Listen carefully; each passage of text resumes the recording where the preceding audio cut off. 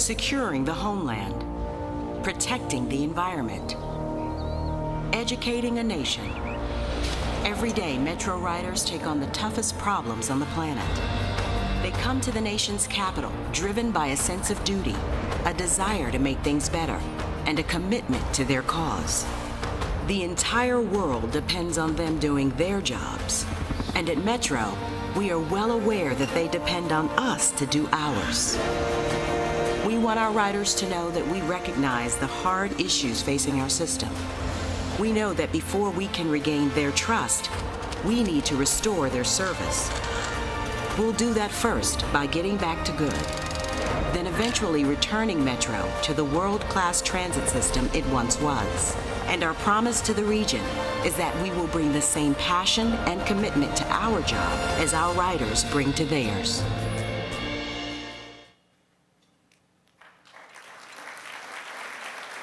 Ladies and gentlemen, please welcome to the stage the Honorable Brian Feldman of the Maryland State Senate and the Honorable Marc Korman of the Maryland House of Delegates and Angela Sweeney of Peterson Companies.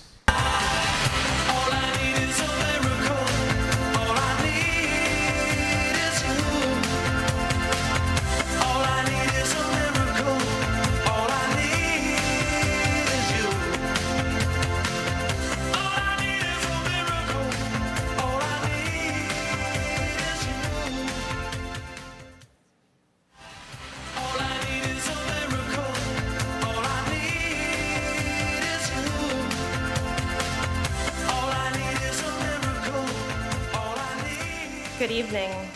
The Chamber's Legislator of the Year recognizes legislators who exemplify the ideals of the Chamber: a passion for innovative ideas, a commitment to economic growth and prosperity, and a dedication to our community.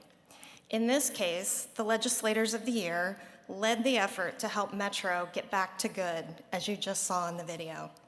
State Senator Brian Feldman and Delegate Marc Korman championed the Metro funding bill through the state legislature. The bill will provide $167 million per year in state funding for the transit system.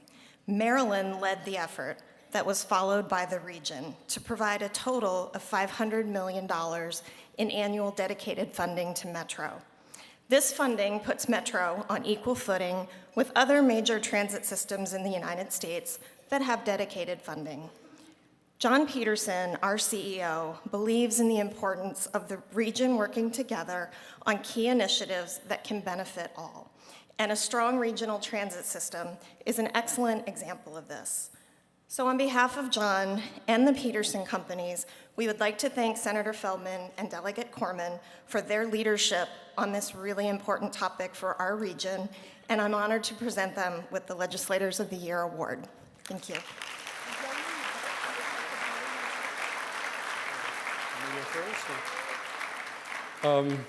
Well, thank you, Gigi, for the recognition. We've got our 1 or 2 minutes here. Let me get to the point. Well, first of all,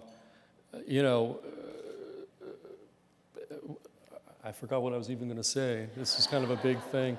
I want to just thank, well, when Gigi called me, I do remember, when Gigi called me to tell me about the award, and it occurred to me, she reminded me that I had won this award 10 years ago in 2008, and of course my first reaction was, holy crap, when you go around the second time to win an award, it's probably time that you think about something else you need to do. You've been doing the gig a little bit too long. But just on a personal note, let me say it's particularly special for me to share this award with Delegate Korman.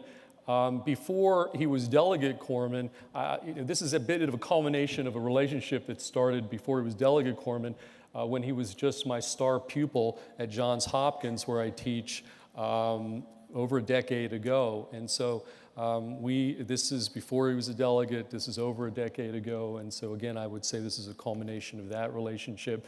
I'd like to say that I've taught him everything that he has known and done in the legislature. That would not be true.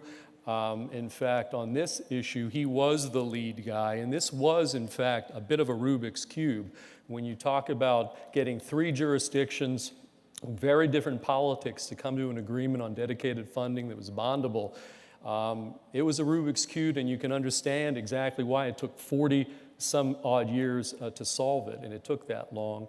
But I'm glad we were able to get that done. It was a bit of shuttle diplomacy. It was kind of like from Annapolis to Richmond to DC. It was governor's offices. I want to commend Ben, and the governor actually played an important role here. Legislators from 3 different jurisdictions. And at every point in that shuttle diplomacy, Marc was very much in the middle of that. And so I just want to give him credit. And finally, there's a lot of cynicism about government and politics and what it can do.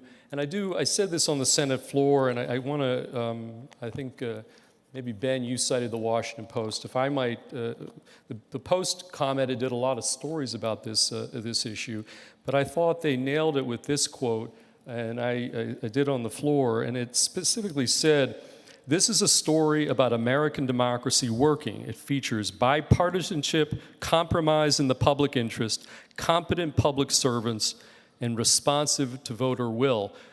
We just need more examples of this in Washington, D.C. I'm sitting next to Congressman Sarbanes. I think Jamie may have left, in Annapolis, and even here in Montgomery County. So with that said, thank you, Gigi, and thank you to the entire Montgomery Chamber.